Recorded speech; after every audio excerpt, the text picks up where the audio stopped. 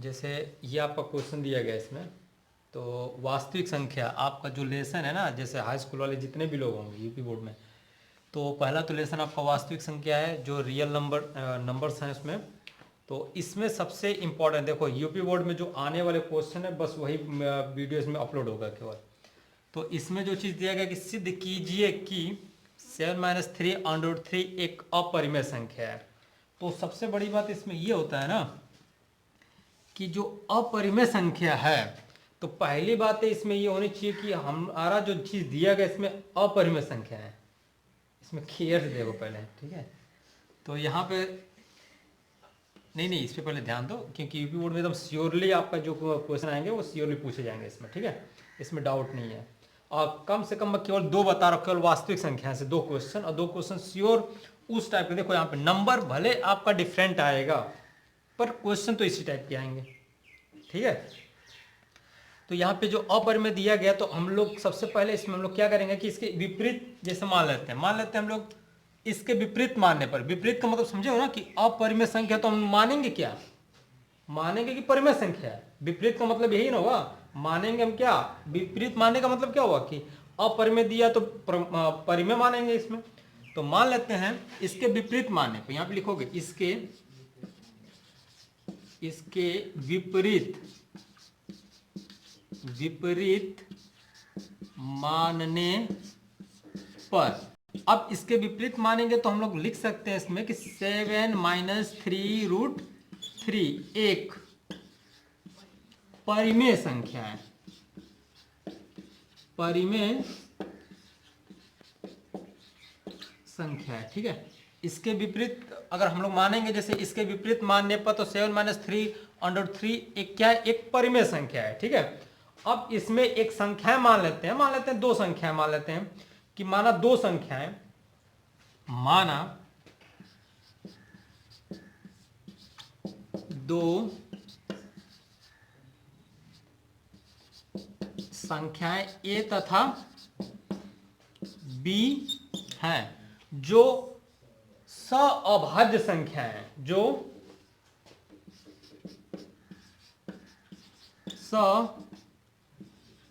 सअभाज्य संख्याएं हैं, ठीक है। सअभाज्य संख्याएं ए और बी हमने मान लिया, ठीक है। अब यहाँ पे क्या लिखोगे, जब ये चीज आपको दिया गया इसमें, तो सबसे पहले हम लोग करेंगे क्या इसमें कि 7-3√3 equal to A upon B. जब यहाँ पे हमने माना था कि ये एक परिमेय संख्या है, तो जस्ट मैंने लिख दिया इसमें ए और बी क्या है, एक सअभाज्य संख्या है, और मैंने इसको लिख दिया, ठीक है। अब इसमें करना क्या होगा आपको कि इसको, ये जो 7 दिखाई दे रही है, तो इसको इधर ट्रांसफर कर लो, चेंजिंग हम लोग करेंगे। तो या तो आप इसे ऐसे लिखोगे 7 - a upon B is equal to 3√3। देखिए यहाँ पे मैं इसको इसलिए लेता हूं क्योंकि इसमें एक चीज दिया गया है जो √3 के फॉर्म में है। √3 एक ऐसी संख्या होती है जिसको हम लोग कह सकते हैं कि ये अपरिमेय संख्या है, इसीलिए √3 के बराबर हम लोग लेंगे, इक्वल करेंगे, तब आपको लास्ट में सेटिस्फाई, मतलब लास्ट में ये पता चल जाएगा कि √3 अगर परिमेय संख्या है, तो ये जो जितने भी इसके राइट साइड होंगे वो सभी क्या होंगे, एक परिमेय संख्या, अपरिमेय संख्या होंगी, जब वो परिमेय होगा तब। तो यहाँ पर हम लोग ये देखते हैं कि अगर मैं डिवाइड करता हूँ, या तो आप इसका एलसीएम ले लीजिए, 7b - a upon b, LCM ले लिया गया, इक्वल टू 3√3। तो आप इसे लिख सकते हो कि √3, तो ये लिखोगे 7b - a अपॉन में कितना 3b, ये 3b तो डिवाइड के फॉर्म में आ गया। तो अब आप इसे क्या लिखोगे, इसे लिखोगे ये चीजें कि 7b - a अपॉन 3b एक परिमेय संख्या है, परिमेय संख्या है। इसलिए √3 भी क्या होगा, जब ये परिमेय संख्या होगा तो ये भी क्या होगा, परिमेय संख्या होगा। इसलिए √3 एक परिमेय संख्या है, परिमेय संख्या है, ठीक है। अगर इस तथ्य का विरोधाभास उत्पन्न किया जाता, अतः इस तथ्य का विरोधाभास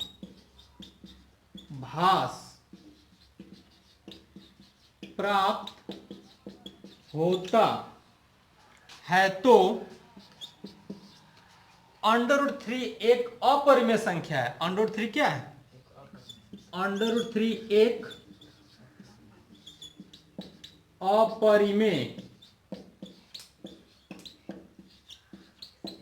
संख्या है तो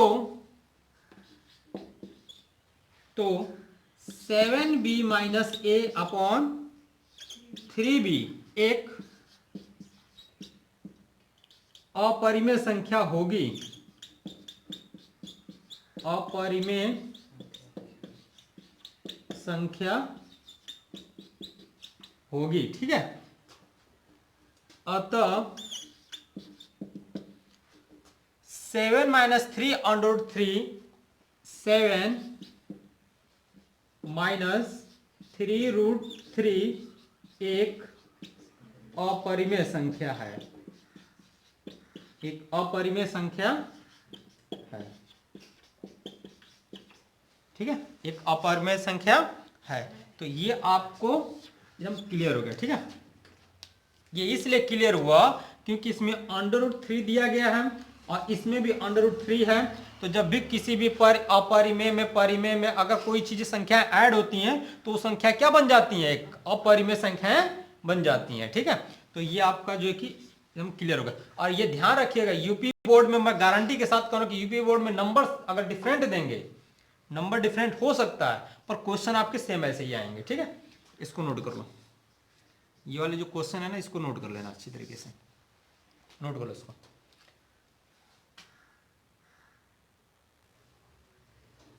जैसे ये आपका क्वेश्चन 2 दे दिया गया है इसमें, ठीक है। क्वेश्चन नंबर 2 में क्या कह रहा है इसमें? अब तक तो मैंने ये बताया था आप लोगों को कि जैसे यहाँ पे प्लस के फॉर्म में कोई चीजें ऐड की जाती हैं। अब यहाँ पे ये दे दिया गया कि सिद्ध कीजिए कि 4√7 एक परिमेय संख्या नहीं है। अर्थात परिमेय संख्या नहीं का मतलब क्या हुआ? अपरिमेय संख्या है, ये नहीं कह रहा इसमें। तो आपको सबसे पहले करना क्या होगा? मैंने जस्ट बताया था कि जब ये एक परिमेय संख्या नहीं है तो हम इसके विपरीत मानेंगे। क्या मानेंगे? इसमें एक परिमेय संख्या है, हम लिखेंगे इसमें कि 4√7 एक क्या है? परिमेय संख्या। तो यहां पे ऐसे लिखोगे, इसके विपरीत मानने पर, इसके विपरीत मानने पर 4√7 एक परिमेय संख्या है, ठीक है। 4√7 एक परिमेय संख्या है, ठीक है। माना, या आप इसमें ले सकते हैं दो संख्याएं, माना दो संख्याएं a तथा b एक माना दो संख्याएं a तथा b हैं। यह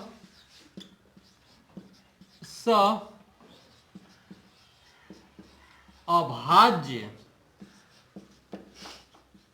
संख्या है। ये कौन सा है? अभाज्य संख्या है। इसलिए 4√7 is equal to a upon b लिख सकते हैं ऐसे। तो आप सिंपल इसे क्या लिखोगे कि अगर यहां पे मैं √7 लिख दूं तो ये हो जाएगा a अपॉन b, यहां पे a अपॉन 4b हो गया, √7 फिर a अपॉन में 4 डिवाइड में चला गया ना ये। अब आप इसे लिख सकते हो कि a अपॉन 4b एक परिमेय संख्या है। तो a अपॉन 4b एक परिमेय संख्या है, तो √7 एक परिमेय संख्या हो, परिमेय संख्या होगी। ठीक है, कंफर्म हो गया। अंडर 7 एक क्या होगा, परिमेय संख्या होगी। तो इस तथ्य में विरोधाभास प्राप्त होता है। इसलिए अंडर 7 एक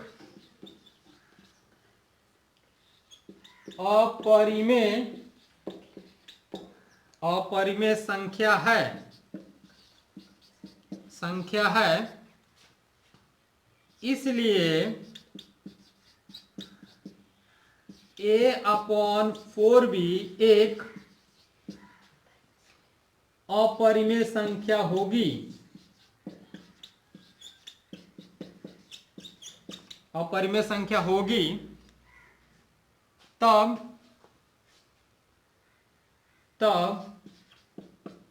हो गया।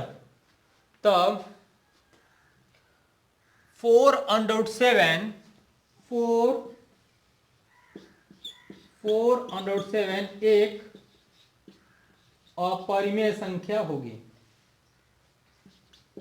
अपरिमेय संख्या होगी। ठीक है, अपरिमेय संख्या होगी। तो यहाँ पे आपको ये प्रूफ हो गया, क्योंकि यहाँ पे 4 रूट कितना था अभी, जस्ट 4√7 था। ठीक है, तो इसलिए जो है कि ये आपका कितना होगा, A/4 भी एक अपरिमेय संख्या होगी। तब यहाँ पे 4√7 भी क्या होगा, एक अपरिमेय संख्या होगी। ठीक है, यहाँ तक तो कोई दिक्कत नहीं ना इसमें, तो नोट करो इसको। सिंपल है क्वेश्चन आपका ये।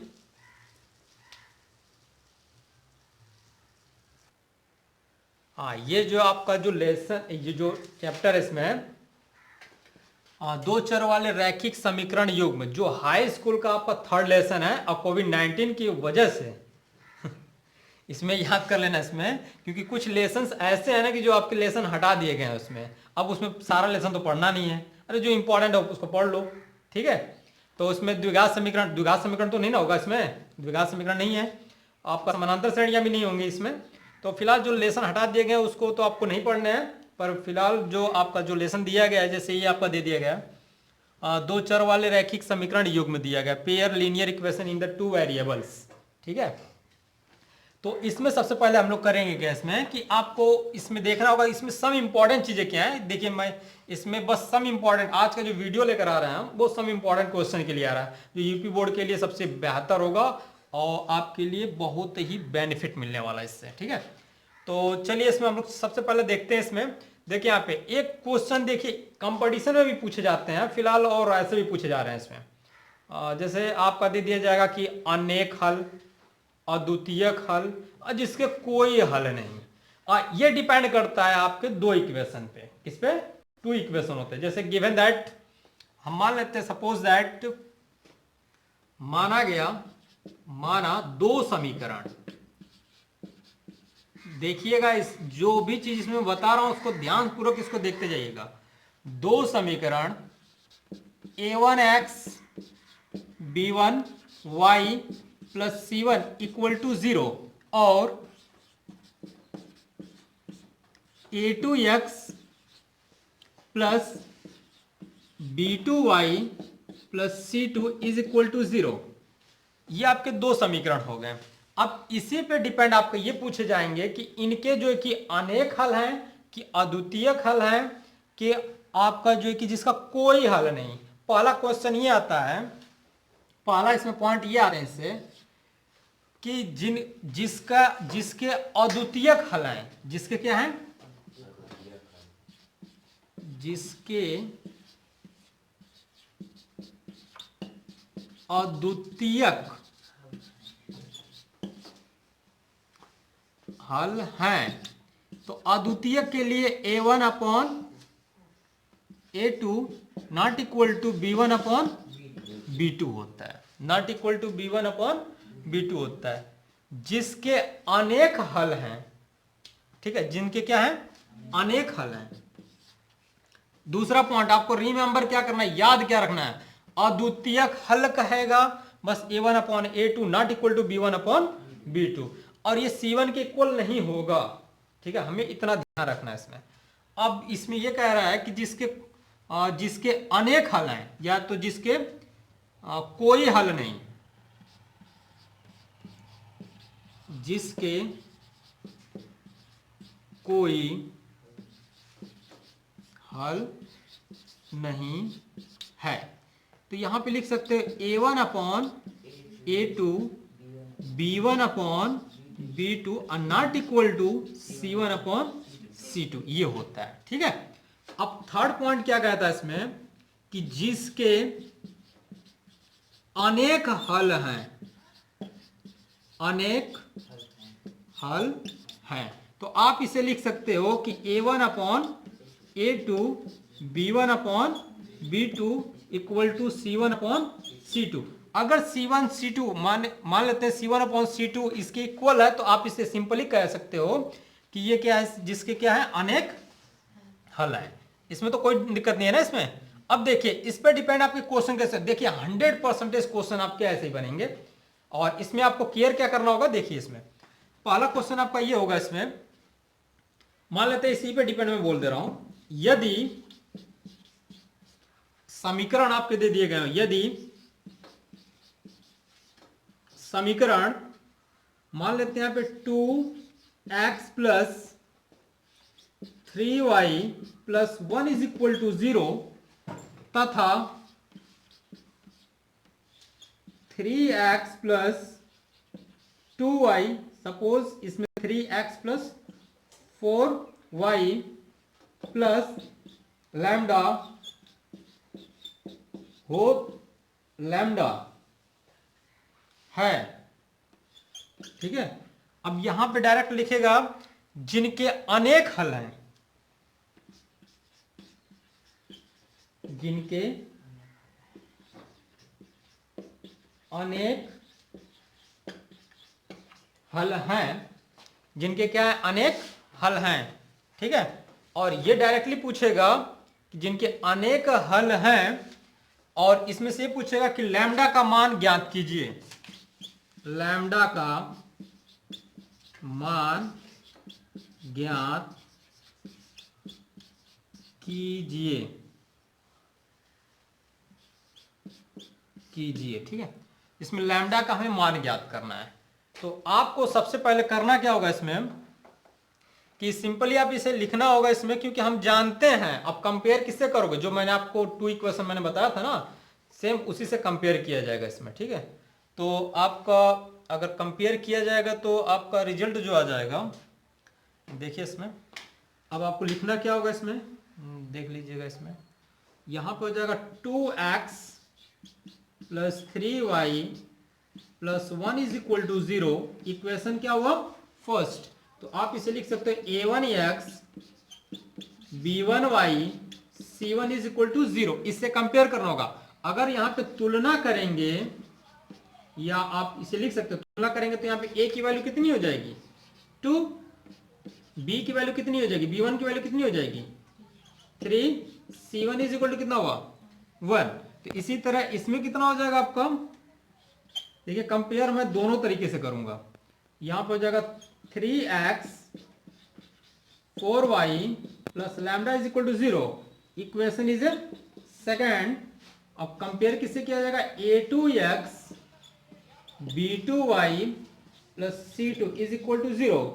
तो यहाँ पे a2 इज इक्वल टू कितना हो जाएगा 3, b2 इज इक्वल टू कितना हुआ 4 and c2 is equal to कितना हुआ लैम्डा।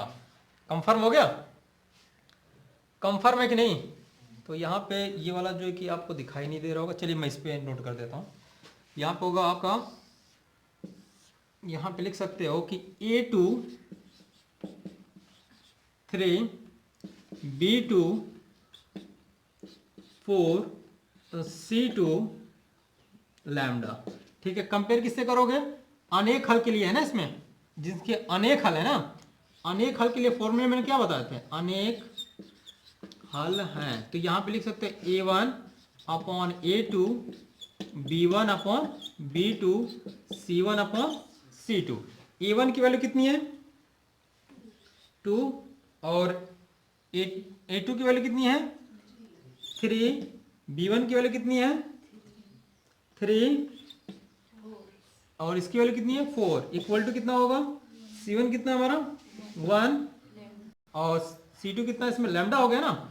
आप इससे या तो कंपेयर कीजिए या तो आप इससे कंपेयर कीजिए, ठीक है। तो जब कंपेयर करेंगे तो 1 upon lambda is equal to 2 upon 3 होगा इतना।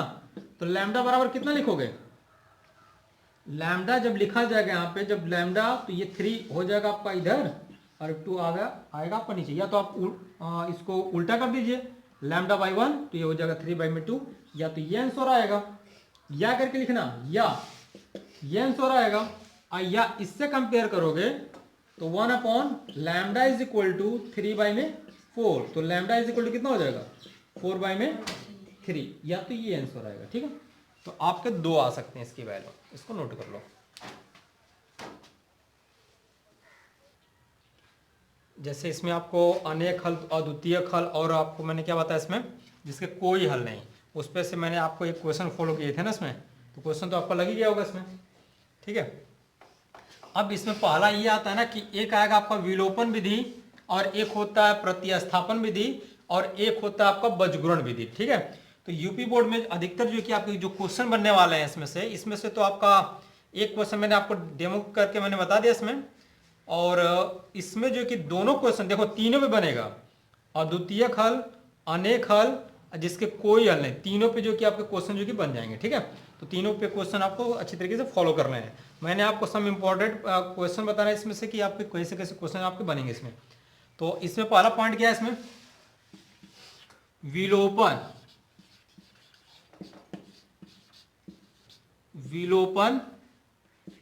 विधि, ठीक है।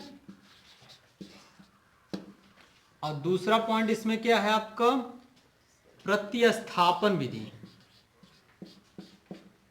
प्रतिस्थापन,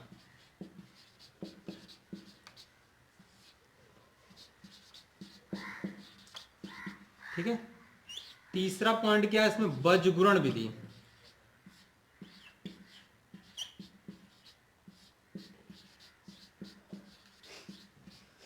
ठीक है। तो ये आपका हो गया विलोपन विधि, प्रतिस्थापन विधि और आपका बजगुणन विधि, ठीक है। तो विलोपन विधि में सबसे बड़ी बात इसमें ये होता है, प्रतिस्थापन हो गया, बजगुणन मतलब इसमें विलोपन, प्रतिस्थापन और आपका बजगुणन विधि, ठीक है। इसमें मान लेते हैं सपोज दैट, मैं मान लेता हूं, देखिए यहां पे एक ही इक्वेशन में बता रहा हूं, माना 2 समीकरण, माना 2 समीकरण a1x b1y equal to c1, ठीक है, तथा a2x b2y equal to c2 है। तब देखिए यहाँ पे सभी को मैं इसमें फॉर्मूला बता दे रहा हूं, या तो ऐसे लिख लीजिएगा, यहाँ पे c1 कर लीजिएगा प्लस c1 इक्वल टू 0, और यहाँ पे लिख लीजिएगा आप प्लस c2 इक्वल टू 0, ठीक है। हो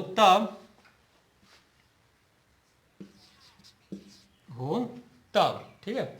अब इसमें सबसे पहले क्या करोगे, ध्यान देना, इसमें विलोपन विधि में क्या होता है, विलोपन विधि में केवल एक बात को कभी भी ध्यान रखा जाता है इसमें कि हमें x और या x या y के मान को किसी के मान को इक्वल करना पड़ता है, माने बराबर करना पड़ता है।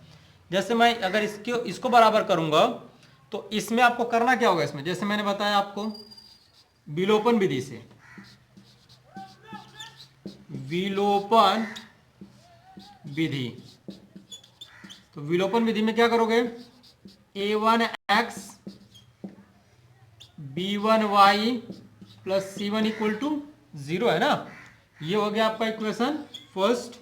यहां पे लिखोगे कि a2x b2y C2 बराबर कितना हुआ 0। ये हो गया इक्वेशन सेकंड।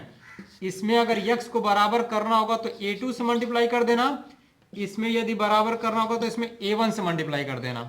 तो ये हो जाएगा, जब मल्टीप्लाई करोगे तो इसको आप लिख सकते हो, तो यहाँ पे लिख लीजिएगा कि समीकरण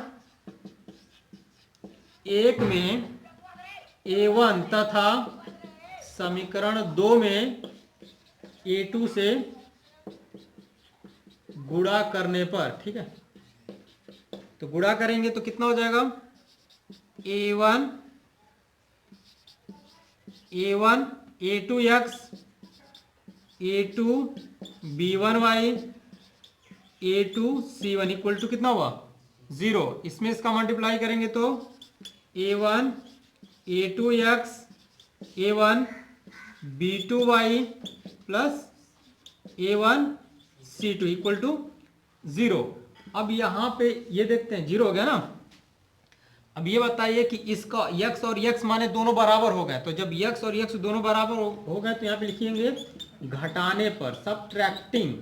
तो जब घटाएंगे तो ये माइनस हुआ, ये भी माइनस हुआ, ये भी माइनस हो जाएगा, इससे क्या हो जाएगा कैंसिल। इसमें से आपको कॉमन दिखाई दे रहा है y, तो y को यदि हम कॉमन लेंगे तो यहाँ पे लिखोगे A2 minus B1, sorry A2 B1 minus A1 B2, और यहाँ पे plus A2 C1 minus A1 C2 equal to कितना हुआ 0।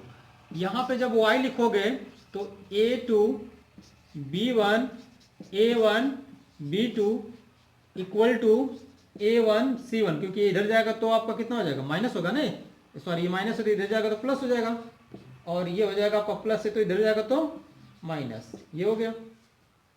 अगर y का मान निकालना होगा तो डायरेक्टली क्या करोगे आप डिवाइड के फॉर्म में लिख दोगे, ये हो जाएगा A1 C2 A2 C1 by में कितना हुआ A2 B1 minus A2 sorry A2 B1 होगा ना, और A1 B2 होगा। ये आपका y का मान निकल गया, ठीक है। तो ऐसे y का मान निकाला जाता है। तो इसको आप लोग पहले इसको नोट कर, या तो नोट नहीं करना होगा ना, तो हम लोग क्या करेंगे y का मान समीकरण 1 में रखेंगे। यहाँ पे लिख लें, यहाँ पे लिख लीजिएगा समीकरण 1 में y का मान क्या करने पर रखने पर, तो हमें x का मान निकलेगा, तो y का मान इसमें रखोगे ना A1 x प्लस B1 कितना रखोगे, इसकी जगह पे रखोगे ना, y का मान यहाँ पुट करेंगे तो हम लोग कितना हो जाएगा A1 C2 A2 C1 by में कितना A2 B1 A1 B2 equal to कितना हो जाएगा प्लस C1 इक्वल टू 0। तो यहाँ पे लिखोगे A1 x, इसमें इसका मल्टीप्लाई कर दो कितना हो जाएगा A1 B1 C2 A2 C1 B1, और इसका जब एलसीएम लेंगे इसके साथ तो इसमें भी इसका मल्टीप्लाई करेंगे, तो कितना हो जाएगा C1 A2 B1 मल्टीप्लाई कर रहा हूं इसमें, फिर माइनस कितना होगा C1 A2 C1 A1 B2 by में कितना हो जाएगा, ये बाई में कितना हो जाएगा A2 B1 minus A1 B2 होगा, और यहाँ पे प्लस कर लीजिएगा और इक्वल टू में लिख लीजिएगा 0 है ये, ठीक है।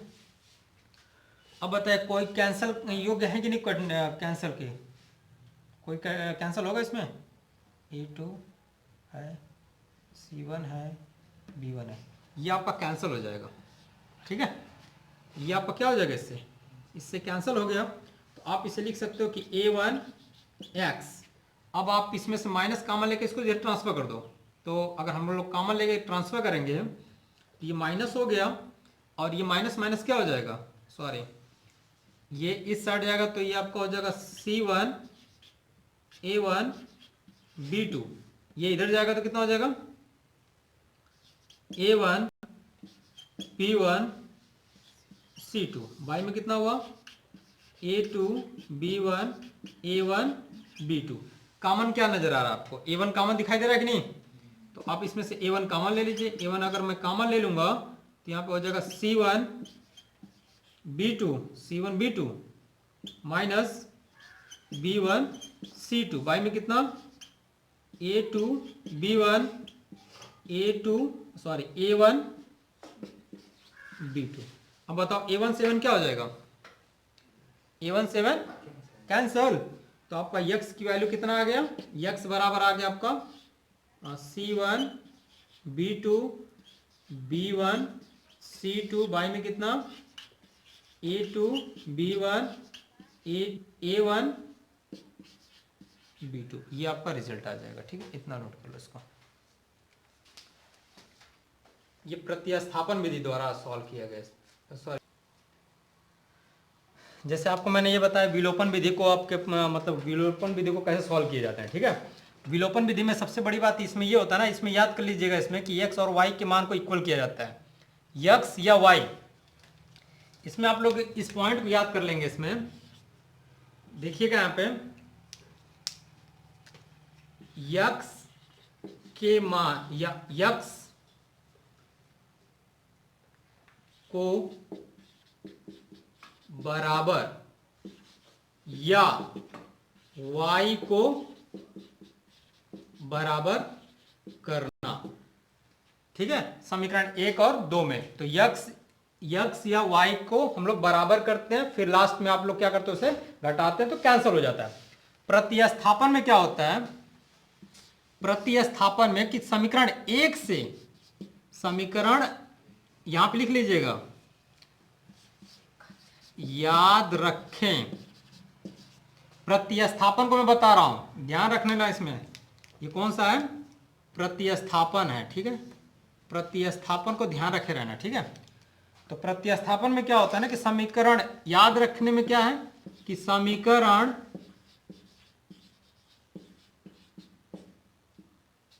एक से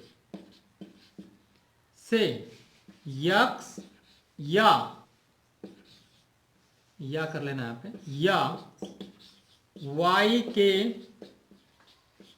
x या y के मान को